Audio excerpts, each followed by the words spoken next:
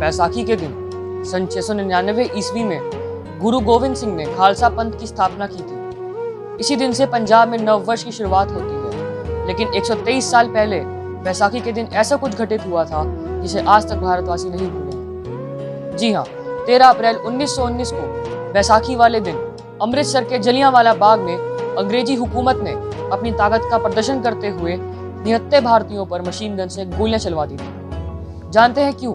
क्योंकि भारतीय Rowlatt act यानी उस काले कानून का विरोध कर रहे थे जिसके तहत बिना मुकदमा चलाए ही लोगों को जेलों में बंद किया जा सकता था।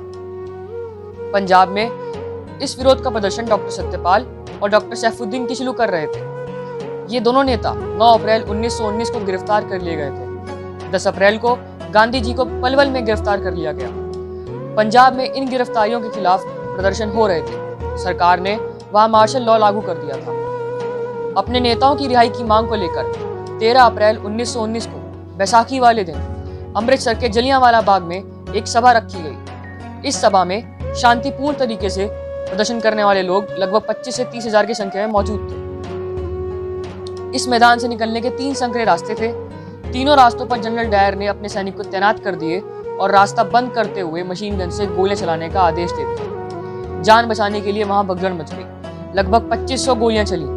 उसमें 1500 से अधिक लोग मारे गए, लेकिन सरकारी आंकड़ों ने बताया कि केवल 379 लोग ही मारे गए। इस घटना ने सभी भारतीयों को अंदर से झकझोर दिया था। सरदार भगत सिंह उस समय केवल 12 वर्ष के थे। इस घटना से वे इतने व्यथित हुए कि जलियांवाला बाग की उस खून से सनी मिट्टी को पूजनीय मानते हुए बोतल में भरकर अपने घर लाकर उसकी पूजा करने लगे। भारतीय और ब्रिटिश समाचार पत्रों में इस घटना की प्रमुखता नहीं दी गई।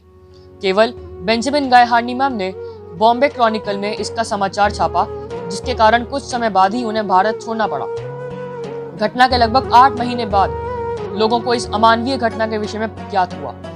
15 दिसंबर 1919 को फ्लॉयड मैग्रिफ ने अपनी रिपोर्ट का शीर्षक देते हुए कहा, British troopers massacre Hindus parliament to probe killings during disorders in India last April. Report को विस्तार देते हुए उन्होंने लिखा, the revolution of massacre of 500 persons and the wounding of 1500 others at Amritsar India by troops acting under British Army officers during disorders last April is certain to be aired in Parliament according to the Daily Express today. Bombay Chronicle ने 24 दिसंबर 1919 को लिखा, massacre in India worse than reported, darkest reign on British rule, a great sensation in England. यहाँ तक कि Manchester guardian की report के अनुसार a low more dreadful incidents cannot be found in the history of British rule in India. कुछ महीने बाद के अखबारों में प्रकाशित समाचार रिपोर्ट इस वीभत्स घटना की पुष्टि करती हैं। हम नमन करते हैं देश के अपने उन सपूतों को जिनके अमर बलिदान की वजह से हम स्वतंत्र हैं। जय हिंद, जय भारत, वंदे मातरम।